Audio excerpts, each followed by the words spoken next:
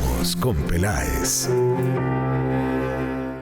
¿Qué tal, amigos? Les habla Jorge Hernán Peláez. Bienvenidos a otro capítulo más de Hablemos con Peláez. Como siempre, aquí en la señal del Canal 1, Libre como tú. Siempre traemos personajes inspiradores. Y hoy vamos a hablar de un colega, un reportero, columnista del diario El Tiempo, y ha trabajado en diferentes medios de comunicación haciendo distintos tipos de contenidos. Acaba de lanzar su primera novela. Él ha escrito varios libros en anterioridad, pero esta vez se lanzó por el formato novela. Se trata del barranquillero Adolfo Sablé, que nos va a contar de qué se trata esta publicación. Bienvenidos a Hablemos con Peláez.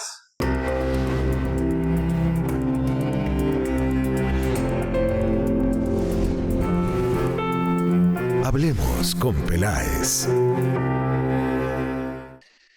Jorge, pues un placer y muy agradecido pues por el interés, precisamente por ser la primera novela que yo hago. Pues yo ya, a ver, pues yo he hecho un recorrido en la prensa, pues haciendo reportajes, crónicas, entrevistas, opinión últimamente. Y esta primera novela para mí es un giro porque pues espero que sea eh, abrir la puerta para otra serie de historias en el futuro. Adolfo, antes de comenzar a hablar de la novela o lo que se pueda contar para la gente que nos está viendo y la pueda eventualmente buscar para leerla, me gustaría saber sí o no si alguno de los personajes o fragmentos de los personajes parten de historias suyas como autor o personas conocidas, porque de pronto yo ya leí todo el libro y empecé a darme cuenta de algunas escenas en donde yo digo, este es Adolfo hablando de sí mismo o de un amigo o de un familiar o alguien como que es muy cercano, precisamente porque son temas que a veces uno solo cuenta con personas muy cercanas. Cuéntenos en qué parte, digamos, está la ficción y en qué parte está la realidad. Perfecto, pues haciendo un resumen muy ejecutivo, esta es la historia de dos personas que se conocen en la adolescencia, se enamoran y por diferentes razones no logran estar juntos, entonces se pasan los siguientes 20 años de la vida buscándose. A mí me ocurrió algo similar, no tan así, pero pues yo sí conocí a alguien pues cuando estuve en la universidad. Esa persona me encantaba, yo a ella no. Y después, como 18 años después, nos enredamos pues al fin, pero digamos que la base sí es esa, o sea, eso sí me ocurrió a mí. Sin embargo, para hacer una gran historia de amor, porque pues en esos 10 y pico de años no estuvimos siempre ni hablando ni en contacto. Ella hizo su vida afuera, yo hice la mía acá. Entonces, digamos que para que siempre estuviera ocurriendo algo en este libro, pues yo lo que hice fue eh, inventarme ciertos episodios o hablar con amigos míos que yo sabía que tenían una historia de amor interesante y coger ciertos episodios de la vida amorosa de ellos para meterla en esta, pues para meterlos en esta y pues claro, para rellenar entre comillas 20 años de dos personas que de una manera u otra están como orbitando entre ellas. Adolfo, hablemos, digamos, de una escena que es como muy particular, iniciando el texto, en donde usted ya abiertamente, desde ahí me di cuenta que iba a hablar de mucho, mucho tiempo habló de música en el texto, y bueno, eso es una de sus grandes pasiones por la gente que lo conoce, eso es un hombre que le gusta la música, y Vi que a lo largo del texto mencionaba canciones, artistas, muchos de ellos anglo, pero hay una escena en donde la protagonista estaba refiriéndose o acordándose de un novio que ha tenido que le ha llevado en una carretera con la misma canción durante mucho tiempo y que eso había hecho que esa relación terminara y usted ahí se refiere a una canción de Silvio Rodríguez. Me parece un poco, digamos, un banderazo para que el lector se dé cuenta un poco el humor fino de Adolfo y es decir, uno sabe que eso pues nunca pudo haber pasado, pero conociendo gente que le gusta ese tipo de música, probablemente sí. O sea, hablemos un poquito de eso porque arrancando el libro me encuentro yo con eso y digo, uy, aquí hay algo. Sí, pues es, sí, es curioso que menciones esa escena, efectivamente es al comienzo, pero me haces acordar de que cuando estábamos editando el libro, la editora Natalia me decía, oye, pero esa escena no es, no sé, como que no cuadra, como que no creo que funcione porque suena muy inverosímil. Y yo le decía, no, pero es que eso le ocurrió a alguien o esto otro me lo contó alguien. Y tú acabas de mencionar lo de la canción de Rodríguez, que parece que fuera exageración, pero no es así. Eso le pasó.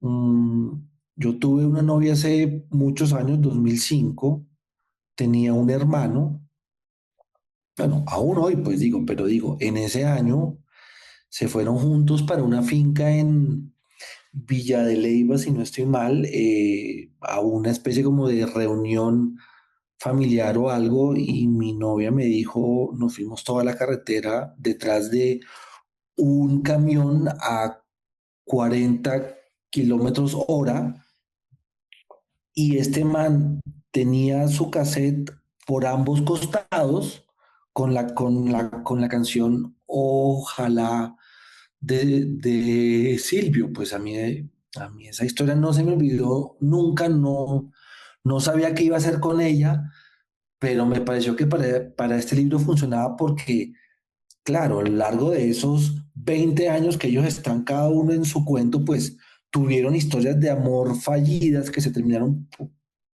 por una razón u otra, y me pareció muy simpático que una de esas historias de amor terminara porque la protagonista sale con un man que le hace eso y es como que dice, pues yo con este man no voy a estar ni loca. Claro, no, digamos que a partir de ahí ya empecé yo a buscar a lo largo de la lectura pues diferentes referencias musicales. De pronto me quedé corto, Adolfo, pero encontré que usted mencionó a Pearl Jam, a Alanis Morissette, Madonna, Sheryl Crow, los Beatles, Paula Cole, Air. Es decir, me parece que usted puso ahí sus preferencias o es que ese tipo de música eh, cuadra con la historia. O sea, ¿cuál sería como la balanza? Es un poco de ambas cosas. Hay muchas canciones que a mí me encantan. De hecho, este libro yo no lo había empezado a escribir, apenas estaba como haciendo anotaciones de cómo iba a ser la historia, los protagonistas, los capítulos, y todas esas anotaciones las hice acompañado de música sin falta, sin falta. Entonces yo simplemente como que ponía el aleatorio en mi computador a que sonara lo que tuviera que sonar. Y claro, de pronto me salía una canción que yo pues no estaba esperando, y decía, uy, esta me cacha perfecto para esta escena o para este capítulo. Y así lo fui armando. Y sí, es una mezcla de que la canción o el artista funciona para alguna escena porque la canción dice algo que está pasando en el libro, o algunas yo las hice sencillamente acomodar de acuerdo a mis gustos de, ok, hay una canción de no sé quién que habla de, no sé, me lo voy a inventar, que habla de un viaje en carretera, por decir algo. Entonces dije, ok, para que esta canción entre, porque yo quiero que entre, me voy a inventar una escena de un viaje por carretera y que entre ahí.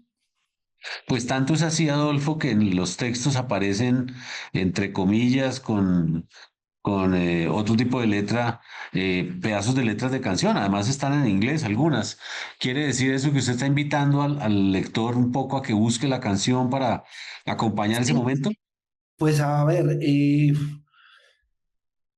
mm, este es un libro muy cinematográfico, o sea, yo lo sabía cuando lo estaba escribiendo y las primeras personas que lo leyeron, incluyendo la editora, me dijeron eso, me dijeron, yo leía la escena y me veía las películas ya, pues. Entonces, claro, uno está acostumbrado, sobre todo con Hollywood, que las películas vienen con su banda sonora. ¿No? Y lo que yo hice fue eso, es como que si están en, no sé, en Sicilia, que hay unos capítulos que ocurren en Sicilia, pues suene la música acorde a ese momento de la historia y así sucesivamente. Incluso, pues, habrá notado que al comienzo de ese libro hay un código que se puede escanear y te van a salir en Spotify las canciones. Hay otra escena que le quiero preguntar puntualmente porque pues me parece un poquito eh, fuerte, digámoslo así, comparado con otras novelas que he leído, historias de amor y esto. Y es que, bueno, usted, digamos que globalmente son dos personas que se gustan, pero cada una por su lado. Pero hay una parte donde la mujer, Natalia, enviuda, uno de sus parejas muere. Y entonces estamos ante una viuda frente a uno de sus antiguos, digamos, entre comillas, amores. Eh, y me parece que de pronto entrar a tocar ese tema de la viudez cuando hay gente que uno conoce que ha tenido eso, pues es una etapa de la vida muy difícil, independiente a qué edad la mujer enviude. ¿Cómo pensó abordar ese tema? Porque me parece que eso ya es un tema fuerte o delicado de tocar, o si lo quiere, peligroso. Sí, pues yo no lo pensé así realmente, yo simplemente lo que hice fue como hacer tres narraciones en este libro. Era la vida de Natalia a lo largo de 20 años, la vida de Nicolás a lo largo de ese mismo periodo y las cinco veces, ya no sé si son cinco o seis, las cinco o seis veces que se encuentran a lo largo de todos esos años. Entonces, ¿qué pasa? Pues que dos personas que empiezan en la adolescencia y terminan en la adultez, pues a lo largo de dos décadas les ocurre de todo, pues mm, Natalia no enviudó exactamente, se le murió un exnovio, pues, o sea, ella sí se casó y sí se separó, pero no fue con esa persona que se murió. Y simplemente lo que yo hice para ese personaje del exnovio de Natalia que se muere, que creo que se llama Maurillo, si no estoy mal, fue coger a dos personas, a uno que es un artista que existe y que no ha muerto, de hecho es un artista muy talentoso, y el otro pues una persona con la que yo laboré alguna vez en alguno de los medios en los que yo he estado, y que se murió en la pandemia, se murió de neumonía. Adolfo, vamos a hacer una pequeña pausa, ya regresamos con el resto de la nota aquí en Hablemos con Peláez. Recuerde que la puede ver en nuestra página canal1.com.co. Ya volvemos.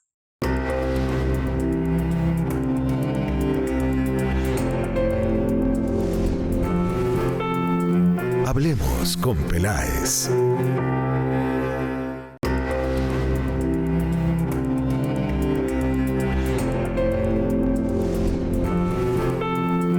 Hablemos con Peláez.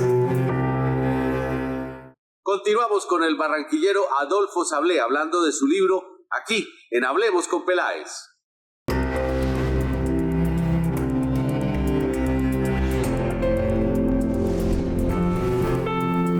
Hablemos con Peláez. Entonces lo que hice para reforzar ese personaje del cual Natalia estaba súper enamorado y que el man era un genio, pero a la vez era re caótico, fue juntar a esas dos personas y contar la vida de ellos tal cual es, tanto lo malo como lo no tan malo. Pero pues no consideré que fuera ni fuerte ni nada. No sé, pues de hecho considero que hay una escena que es aún, bueno, hay un par de escenas que son más fuertes. Hay una que es que un tipo se acuchilla él solo. Fue una de las veces que la editora me dijo, oye, pero esa escena, no sé, no me parece. ¿Por qué te la inventaste? Y mi respuesta fue, eso le pasó a una amiga mía. Estaba en una discusión con su pareja y el tipo desesperado de pronto sacó un cuchillo de la cocina y se lo metió. Sí, mejor dicho. Bueno, es Fuerte. que estamos en un país donde la ficción y la realidad son como lo mismo. Bueno, Adolfo, hay otro tema que a mí, digamos, me ha pasado de tanto observar de pronto y por razones obvias en mi familia ha habido muchos viajes eh, y uno empieza a sentir que los aeropuertos son unos espacios que la humanidad tiene donde siempre hay tristes despedidas, abrazos de alegría, a veces hasta mariachis. Es decir, uno encuentra como que todas las emociones en los aeropuertos. Usted hay unas escenas también y hay una en especial donde ellos dos están como en diferentes salas de un aeropuerto y no sé si piensa lo mismo que yo, pero en todos los aeropuertos que uno ve en la literatura, el cine, las series, siempre hay mezclada una emoción fuerte alrededor. Sí, a mí los aeropuertos me encantan. Yo ya no viajo igual que antes, pero hubo una época en mi vida en que yo no me bajé de un avión y pues me considero un afortunado pues por haber hecho eso. Eh, Conocí muchos lugares, monté en muchas aerolíneas o sea, desde la más ranga pues hasta la más sofisticada, muchos destinos, muchos horarios, o sea, desde el avión que sale a medianoche hasta que el que hay que madrugar, pues porque a las 5 hay que estar en el aeropuerto, bueno, en fin, y pues sí, pues esas experiencias a mí me quedan en el sentido de que los aeropuertos son sitios interesantísimos, son saludos, son despedidas, son de todo el mundo y a la vez es de nadie. Hay aeropuertos que son entretenidísimos. Me acuerdo mucho del aeropuerto de Hong Kong. Estuve en una escala larguísima como de 6 7 8 horas. Me lo recorrí completo, me encantó. Incluso cuando me tocó abordar el avión para irme, no me quería ir porque me faltaba por recorrer. Me acuerdo del aeropuerto de Colonia en Alemania, donde me rindió tanto en una escala que escribí 4 artículos. Entonces, como que los aeropuertos se prestan para muchas cosas y se prestan para eso que tú me estás diciendo, que es eso, es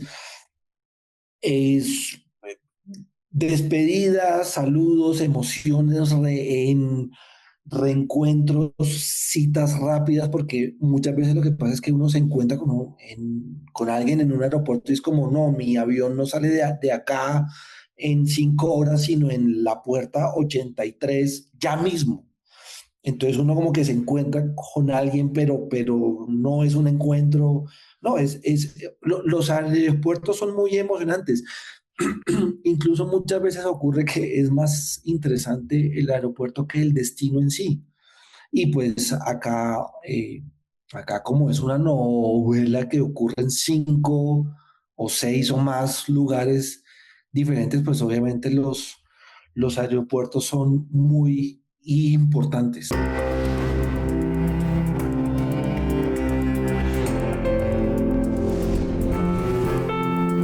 Hablemos con Peláez. Adolfo, otra pausa, ya regresamos. Recuerde que toda la nota la puede ver en nuestra página canal1.com.co. Pausa, ya venimos.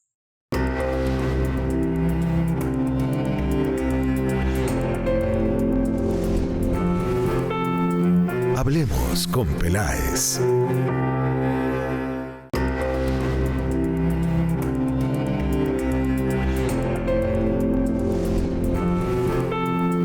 Hablemos con Peláez. Y la parte final de la nota con Adolfo Sablé y su muy interesante libro que acaba de publicar, su primera novela. Aquí en Hablemos con Peláez, Adolfo, por favor, el resto de la explicación.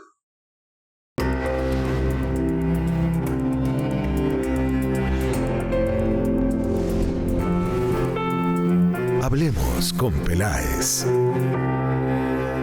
Sí, no, yo a ver, este libro que recuerdo ocurre en Bogotá, en Barcelona, en Italia, en Mozambique, en Kenia y en Filipinas, y ninguna sede fue al azar. Barcelona quizás sí, porque te cuento acá medio noticia, pues Barcelona yo quería que fuera Nueva York. Lo que pasa es que yo tengo un libro que ya acabé, que ocurre completamente en Nueva York. Entonces no quería repetir de ese tino. Por eso me fui por Barcelona. Pero los otros destinos, Kenia, Mozambique, Italia y Filipinas, sí son elegidos muy específicamente y muy intencionalmente porque las historias que cuento ahí ocurrieron ahí. Una buena parte de la historia ocurre en un hotel en Filipinas. Yo tengo una amiga que vivió un año en un hotel en Filipinas y pues es una historia que me encantó desde que la escuché. Eh, la mujer de la que yo estuve enamorado en la universidad vivió un buen tiempo en Kenia. Eh, Sicilia, yo hice un viaje que me encantó, no fue un viaje romántico, pero pues fue con una amiga mía, la pasamos increíble, qué sitio tan espectacular y pues quería rescatar eso. Y Mozambique, que es el más raro, porque pues le pasó o sea, lo que yo cuento que pasó en Mozambique le ocurrió a una amiga mía y cuando me lo contó hace como 6 años, yo dije, yo tengo que hacer con esto algo, porque es que la persona se fue de Colombia para Mozambique a encontrarse con alguien y ese alguien no apareció. Entonces tú coges a aviones a Sao Paulo, a Ciudad del Cabo, una escala a Angola, después a Mozambique. Qué Ya no me locura. acuerdo si la escala era a Angola o a otro lugar, pero lo que yo sí sé es que para ir de Bogotá a Mozambique agarró 4 aviones y tenía una cita con una persona y la persona no apareció. Y yo lo que hice fue, en la historia de estos dos protagonistas, de Nicolás con Natalia, dije, está perfecto, si Natalia está en Kenia, que cuadren a la distancia para encontrarse en Mozambique y que uno de los dos vaya y el otro no vaya. No voy a decir quién fue el que fue y quién fue el que no, pero me pareció pues una historia súper apasionante y no escogí Mozambique ni por sonar raro ni original, nada, sino porque Por ahí, le claro. ocurrió a alguien así. Es que, pues se lo digo yo que soy hombre de fútbol, la única vez que había hablar de Mozambique fue cuando Colombia contrató a Queiroz. De resto, Exactamente. no había tenido con mucha referencia. Ya por último, Adolfo, una pregunta ya un poco más filosófica, más profunda, si se quiere. Al final uno cuando termina de leer el libro concluye que de pronto dos variables que uno podría decir son de la física, la distancia y el tiempo, generan esas distorsiones en dos personas que quieren estar juntas, pero el espacio y el tiempo, o si lo quiere ver como Einstein, el espacio-tiempo, hace que no se logre. O sea, hay una interferencia de la naturaleza, de las circunstancias, de la coyuntura, lo que usted quiera, y parte de eso usted lo describe a lo largo de la narrativa. ¿Usted lo pensó así o fue un poco más contando la historia en pedazos para lograr llegar hasta el final? Pues yo alguna vez leí que escribir una novela era como transitar por una isla que uno sabía que tenía que cruzar, pero no sabía de qué manera hacerlo. Lo mío fue más o menos así. Yo sabía que quería contar la historia de dos personas que se enamoran en la adolescencia y se reencuentran en la adultez. Lo que no sabía era de qué manera. Entonces, digamos que yo, pues, a medida que sí tenía como una maqueta general de, ok, qué chévere que se encuentren aquí, que pasen 5 años entre un encuentro y otro, que un encuentro sea rápido, que otro sea más lento, sí, pero no conocía el recorrido completo y muchas veces las historias le van apareciendo a uno en la página a medida que uno va tecleando.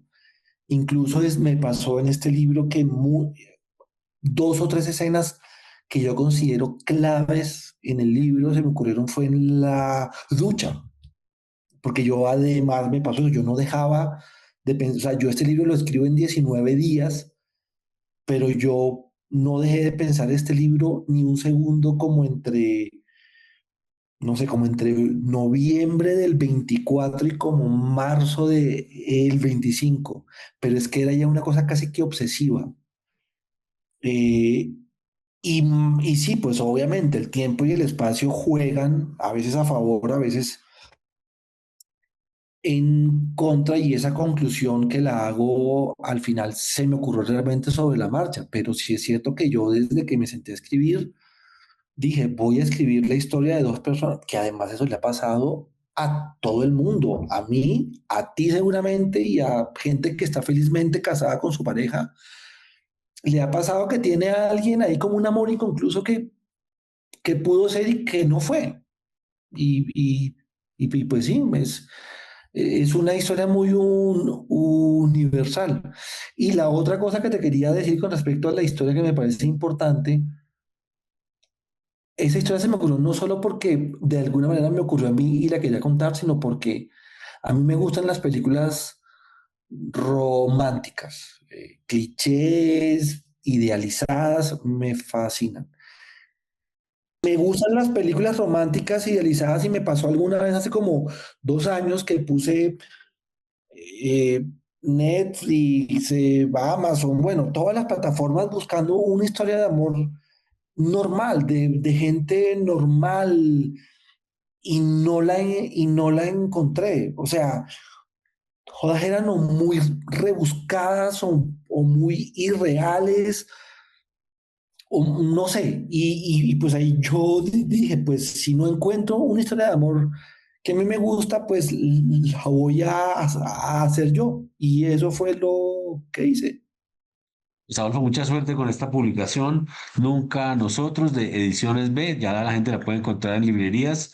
Gracias por atendernos y ojalá esto le dé la motivación a algún productor para llevarla también a la pantalla de Netflix o alguna cosa de estas que tiene todos los elementos. Esa es la idea. No la escribí con ese fin, pero cuando la terminé y la leí, dije, pero es que esto está hecho a eso, para una película, para serie, para lo que sea. No, pues nuevamente agradezco tu interés. Este libro ya está en librerías desde febrero 1. O sea, está recién salido, pues, y nada, pues, que le vaya lo mejor posible.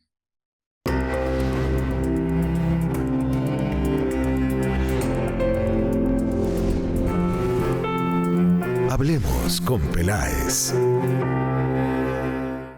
Mucha suerte con la publicación, seguro le va a ir muy bien. Ojalá consiga llevarla a medios audiovisuales. Recuerde que la nota completa con Adolfo Sablé la puede ver en nuestra página canal1.com.co. Llega el momento de otra pausa, ya venimos.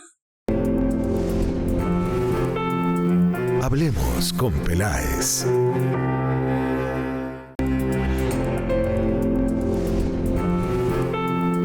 Hablemos con Peláez. Y llega el momento de Juliana Duque. Ella siempre nos trae cada semana historias solidarias, historias de responsabilidad social, personajes inspiradores, historias únicas. Vamos a ver qué trae esta semana Juliana Duque a nuestra sección aquí en Hablemos con Peláez. Juliana, bienvenida. Adelante. Hablemos con Peláez. Hola, bienvenidos a este espacio de noticias positivas. Hoy queremos aplaudir iniciativas que transforman el mundo y nos devuelven un poquito de esperanza. Les quiero presentar nuestros invitados de hoy. La Secretaría Distrital de Salud de Bogotá lanzó recientemente esta campaña. Cuando parece que ya es muy tarde para volver a empezar, don Jorge Nieto nos demuestra lo contrario. Desde Historias Solidarias, en Hablemos con Peláez, reconocemos que esta historia revela cómo el cuidado y el acompañamiento del servicio sociosanitario le devuelve la dignidad y esperanza a las personas mayores, incluso después del abandono. Bogotá hoy las abraza. Veamos la pieza que están promocionando desde la Secretaría Distrital de Salud de Bogotá. La soledad no se la deseo a nadie, eso es una tortura. Durante más de 5 meses, Jorge Nieto, de 75 años, vivió abandono social hospitalario. El abandono hacia el adulto mayor es bastante. Una llamada o una visita no requiere de mucho tiempo ni de mucho dinero. Nunca he pero crié, levanté hijos, los eduqué, les di lo que un padre debe darles. Se rompió esa relación. Su historia cambió gracias al nuevo Servicio Sociosanitario de Bogotá. En el hospital yo no tenía con quién hablar. El cambio es total, extremo. Aquí por las mañanas tengo compañeros para saludar y decirles buenos días. Aquí uno no tiene tiempo de sentirse solo. Aquí no existe la soledad. Yo mismo estoy admirado de lo que he evolucionado. Vea, lo que no podía hacer, ¿no, Sandra? Cierto. No, me fue muy bien, me atendió muy bien la doctora. Me ordenó un electrocardiograma que salió bien. Yo estoy casi seguro, con la ayuda de Dios y la ayuda de todos ustedes, yo estoy seguro que en un mes. Claro que sí, lo vamos a trabajar para alcanzarlo, ¿listo? Lo vamos a alcanzar. Claro que sí. Uno mismo conoce su cuerpo. Yo le calculo por ahí un mes para estar casi al 100%. Gracias por estar hoy con nosotros y que sigan adelante proyectos como estos que inspiran y cambian el mundo. Esto es todo por hoy. Nos vemos dentro de 8 días con más historias solidarias. Chao. Juliana, muchas gracias. La próxima semana más historias solidarias con Juliana Duque. Llega el momento de una cápsula empresarial aquí en Hablemos con Peláez. Durante esta semana en Colombia se llevó a cabo el Foro Internacional de Razonamiento Probatorio, un espacio académico que reunió a magistrados, jueces, fiscales, académicos para reflexionar sobre una pregunta central de la justicia contemporánea. ¿Cómo estamos decidiendo hoy y cómo debemos decidir mañana? Hablamos de pruebas, hablamos de motivación de la sentencia, hablamos de errores y sesgos en el razonamiento judicial y especialmente abordamos una de las grandes preocupaciones actuales, el impacto de la inteligencia artificial en la justicia. Porque la tecnología puede apoyar al juez, pero nunca puede reemplazar su responsabilidad de explicar. En este foro reflexionamos sobre algo esencial. Una sentencia no se legitima por quien la firma, sino por las razones que ofrece. La motivación no es un requisito formal, es una garantía democrática, es un derecho de las partes y es la base de la confianza ciudadana en la justicia. El evento contó con la participación de destacados juristas del país, entre ellos magistrados de la Corte Suprema de Justicia, del Tribunal Superior, exmagistrados, académicos de reconocida trayectoria. Destaco la presencia del doctor Carlos Roberto Solórzano, presidente de la Sala de Casación Penal, del doctor Diego Corredor, magistrado de la misma sala, del doctor Gerardo Botero, exmagistrado de la Corte Suprema, del doctor Haroldo Quiroz, el doctor César Mercado, de la doctora Cecilia Durán. Tuvimos un invitado internacional de altísimo nivel, el profesor Jordi Nieva Fenol, catedrático de la Universidad de Barcelona, referente mundial sobre razonamiento probatorio y motivación judicial. Asimismo, la profesora Nuria Borrás, quien aportó su visión contemporánea sobre el proceso penal y la inteligencia artificial. Este foro dejó un mensaje claro. La justicia no puede renunciar a explicar sus decisiones. Cuando el juez explica, la justicia convence. Cuando no explica, la justicia se impone. Y una justicia que solo se impone pierde legitimidad. Por eso, desde MUVA Legal, seguiremos impulsando estos espacios porque creemos en una justicia técnica, razonada, responsable y una justicia que dialogue con la academia y la judicatura, pero sobre todo con la sociedad. Porque una justicia que razona es una justicia que se fortalece. Todas las notas las pueden ver en nuestra página canal1.com.co. Pausa, ya venimos. Hablemos con Peláez.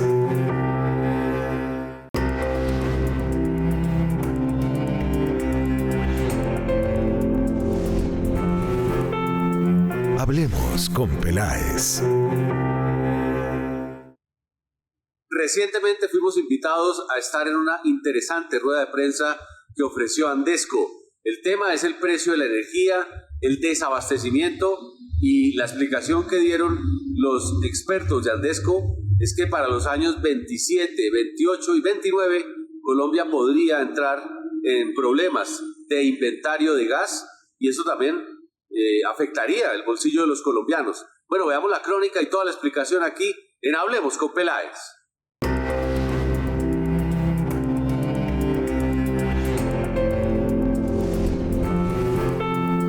Hablemos con Peláez.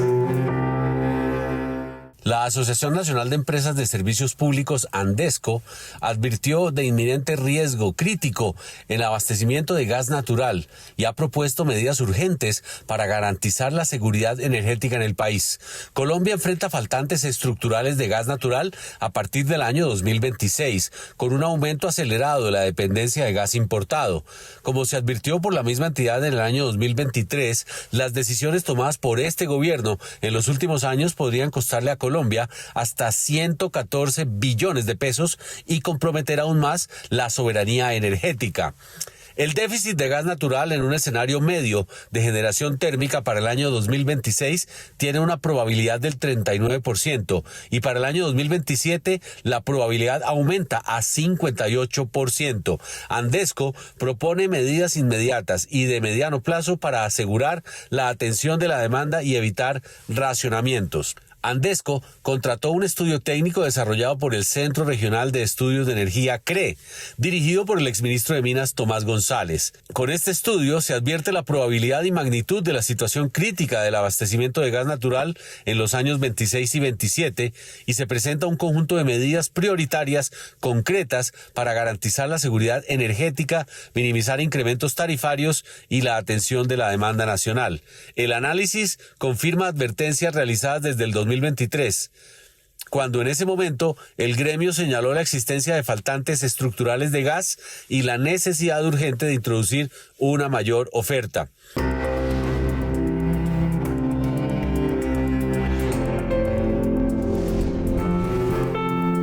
Hablemos con Peláez. Hablar sobre la producción del gas natural del país y para comunicarles a ustedes los estudios, los resultados del estudio que Andesco hizo con el Centro Regional de Estudios de Energía, CRE. En esta rueda de prensa nos acompañan Camilo Sánchez, presidente de Andesco, y también Tomás González, director de CRE. Vamos a iniciar la rueda de prensa con el doctor Camilo. Él va a dar una introducción. Subrayo realmente lo que está sucediendo y puede suceder hacia el futuro en este proceso tan importante para nosotros. Yo empiezo contándoles que cuando hablábamos nosotros de que íbamos a tener un gran problema de gas hace aproximadamente 2 años y medio o 3, nos castigaron, casi nos metían a la hoguera, nos dijeron que éramos unos blasfemos, que estábamos diciendo cosas que eran ciertas y que simplemente nosotros jugábamos a especular. Por eso mi columna de esta semana, espero la vean también, aunque no sean del mismo medio, donde digo el tema del negacionismo. Aquí vamos a mostrar con claridad absoluta que lo único que no se puede hacer en economía y en la realidad es negar lo que se está viviendo y simplemente esconderlo por debajo del tapete como si eso no fuera verdad. Aquí nosotros hoy le estamos diciendo al gobierno que somos sus mejores aliados, como repito siempre, somos sus mejores aliados porque aquí nosotros pagamos en los estudios, hacemos lo que estamos haciendo en beneficio de todos los colombianos. Y esto es muy importante porque lo que más queremos con este estudio es que a los usuarios les vaya muy bien hacia el futuro. ¿Por qué? Porque cuando se toman malas decisiones, esas decisiones no se ven de la noche a la mañana. La gente piensa que lo que se dice hoy, mañana se va a seguir con la factura o en las decisiones que se van a tener que tomar hacia el futuro. Aquí lo repito varias cosas. Hoy vamos a hablar de ese estudio que es muy importante. Tomás es una persona absolutamente técnica, apolítica, que hace claramente mediciones que nos van a servir muchísimo. Aquí van a darse cuenta que cuando nosotros hablábamos de una cifra de tener un déficit funcional aproximado del 23% para el 26. Lo que estamos encontrando es que no va a ser el 23, sino muy seguramente vamos a llegar por encima del 39% si nos van mal las cosas. Y el año entrante, según las probabilidades, podemos llegar por encima casi del 60%, lo que hace que sea muy seguro ese desfase que estamos viviendo. Subrayo realmente lo que está sucediendo y puede suceder hacia el futuro en este proceso tan importante para nosotros. Yo empiezo contándoles que cuando hablábamos nosotros de que íbamos a tener un gran problema de gas hace aproximadamente 2 años y medio o 3, nos castigaron, casi nos metían a la hoguera, nos dijeron que éramos unos blasfemos, que estábamos diciendo cosas que no eran ciertas y que simplemente nosotros jugábamos a especular. Por eso mi columna de esta semana, espero la vean también, aunque no sean del mismo medio, donde digo el tema del negacionismo. Aquí vamos a mostrar con claridad absoluta que lo único que no se puede hacer en economía y en la realidad es negar lo que se está viviendo y simplemente esconderlo por debajo del tapete como si eso no fuera verdad. Aquí nosotros hoy le estamos diciendo al gobierno que somos sus mejores aliados, como repito siempre, somos sus mejores aliados porque aquí nosotros pagamos en los estudios, hacemos lo que estamos haciendo en beneficio de todos los colombianos. Y esto es muy importante porque lo que más queremos con este estudio es que a los usuarios les vaya muy bien hacia el futuro. ¿Por qué? Porque cuando se toman malas decisiones, esas decisiones no se ven de la noche a la mañana. La gente piensa que lo que se dice hoy, mañana se va a seguir con la factura o en las decisiones que se van a tener que tomar hacia el futuro. Aquí lo repito varias cosas. Hoy vamos a hablar de ese estudio que es muy importante. Tomás es una persona absolutamente técnica, apolítica, que hace claramente mediciones que nos van a servir muchísimo. Aquí van a darse cuenta que cuando nosotros hablábamos de una cifra de tener un déficit funcional aproximado del 23% para el 26. Lo que estamos encontrando es que no va a ser el 23, sino muy seguramente vamos a llegar por encima del 39% si nos van mal las cosas. Y el año entrante, según las probabilidades, podemos llegar por encima casi del 60%, lo que hace que sea muy seguro ese desfase que estamos viviendo.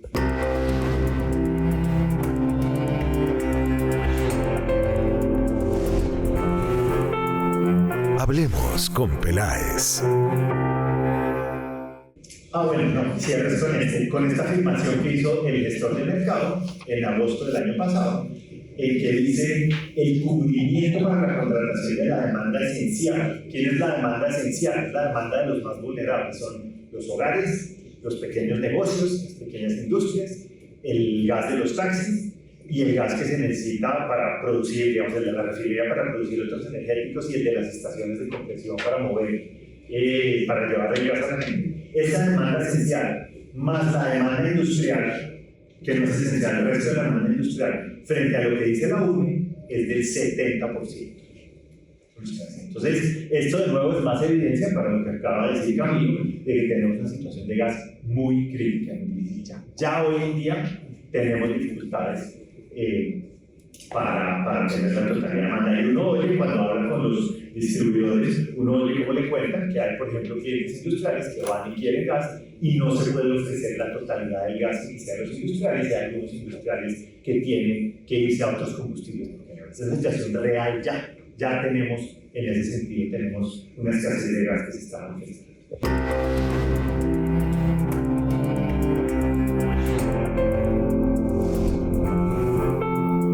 Hablemos con Peláez. Todas las notas las pueden ver en nuestra página canal1.com.co. Les habló Jorge Hernán Peláez. Nos conectamos el próximo sábado aquí en otro capítulo más de Hablemos con Peláez, como siempre, por la señal del Canal 1. libre como tú. Sigan con la programación de nuestro canal y feliz fin de semana para todos.